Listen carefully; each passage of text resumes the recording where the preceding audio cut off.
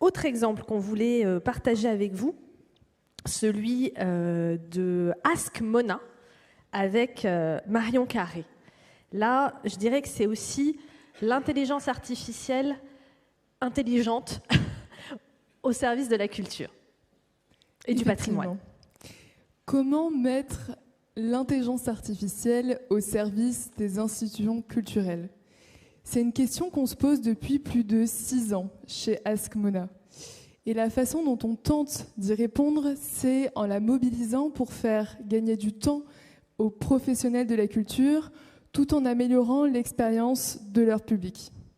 Tout au long de notre développement, on a été très attentif aux problématiques que rencontrent les professionnels de ce secteur, mais surtout aux usages des publics. On a la conviction que l'intelligence artificielle est un outil qui doit être utilisé à bon escient, au bon endroit, pour avoir une réelle valeur ajoutée. Et c'est dans cette perspective qu'on a développé une solution qui est disponible avant, pendant et après la visite. Avant la visite, on propose aux institutions culturelles des assistants qui sont disponibles sur leur site internet pour répondre à toutes les questions que peuvent se poser leur public. Par exemple, au Colisée à Rome, on peut, dans 3 langues, interroger l'assistant pour préparer sa visite. L'enjeu est double. Le premier, c'est de faire gagner du temps aux professionnels. On estime qu'en moyenne, on peut faire gagner 37 heures par mois, mais surtout de lever des freins à la visite, puisqu'un visiteur qui n'a pas de réponse à ces questions, c'est potentiellement quelqu'un qui ne viendra pas. Et notre enjeu, c'est d'aider le maximum de public à se rendre dans les institutions culturelles.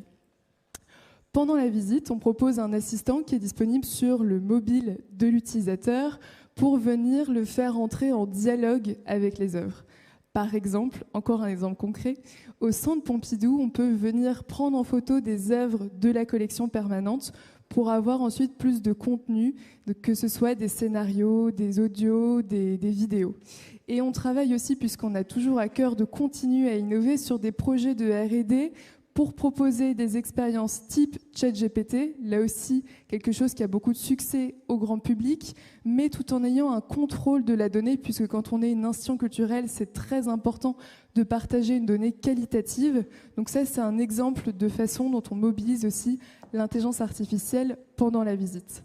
Enfin, après la visite, on continue à expérimenter, c'est ce que vous aviez derrière moi. On propose un souvenir connecté, un magnète qui est un des objets les plus vendus en boutique. Il me semble même que j'en ai un dans ma poche. Oui. Ça, on peut remettre le chat avec Marie-Antoinette. Voilà, ouais. de magnettes avec Marie-Antoinette, mais on a toute une collection de personnages qui est en train de voir le jour. Et au dos de ce magnète, quand on le décroche, on a un QR code. Et en scannant le QR code, on peut avoir le type d'échange que vous voyez derrière moi. Donc ça va de la recette de la brioche à la vie de Marie-Antoinette. Et là aussi, on a le même enjeu pour les éléments biographiques et factuels d'avoir un contrôle de la donnée et aussi de permettre ce type d'échange divertissant pour les publics. Donc, ce que je viens de vous présenter, ce sont quelques exemples d'usage de l'intelligence artificielle dans les industries culturelles et créatives. Il y a d'autres usages qui existent, mais surtout, il y a de nombreux autres encore qui restent à inventer. Je pense qu'on est au tout début, mais que le secteur des industries culturelles et créatives sont vraiment un endroit propice pour expérimenter et innover en la matière, puisqu'on a la chance d'avoir de nombreuses expertises, de grands ensembles de données disponibles, mais aussi un contact avec le public qui rend l'innovation propice. Je vous remercie pour votre attention. Merci.